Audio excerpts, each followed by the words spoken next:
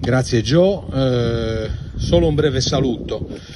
Intanto un benvenuto a tutte e a tutti i presenti, per significare che la titolazione che andiamo a fare, che andiamo a sancire, nasce anzitutto da quante e da quanti hanno proposto, con merito, che la città ricordasse la nobile figura della professoressa Alba Marcoli. Altri, meglio di me, ne tracceranno in sintesi i meriti umani scientifici, testimoniati del resto dal prestigio accademico e dall'empatia proverbiale di Alba Marcoli. Donna sensibile, acuta, vicino alle mamme, vicino alle donne e alle loro domande. Alba Marcoli costruì, raccontò, insegnò e condivise le sue competenze. Oggi più che mai sarebbe prezioso chiederle conforto dinanzi al disagio minorile, ai problemi delle famiglie, alla luce o per meglio dire nelle ombre che attraversiamo, nelle circostanze angosciose di questi anni, di queste settimane drammatiche. Forse chissà avrebbe fatto riferimento al formidabile strumento di condivisione che esplicitò nelle favole.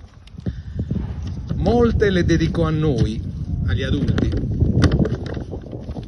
per ritrovare il bambino che è dentro di noi, dentro ogni genitore, mai perso per sempre, prendendolo anche per mano, come si legge nella prefazione di uno dei suoi libri più apprezzati dai critici e dai lettori.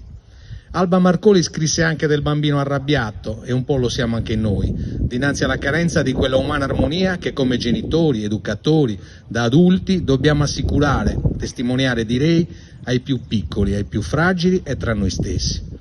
Nodi aggrovigliati o meno contorti, scrisse Alba Marcoli, che occorre tuttavia sciogliere o perlomeno allentare, gettando un ponte tra le generazioni.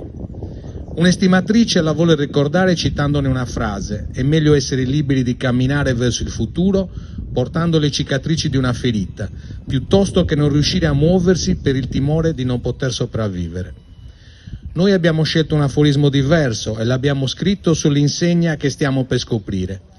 È un po' un augurio, affine al suo consiglio, per dire che l'intera comunità ad Alba Marcoli ha voluto bene e che Oristano le è grata e la ricorda rendendo onore ad una donna speciale, di profonda umanità, di grande cultura e di energica mitezza. Grazie.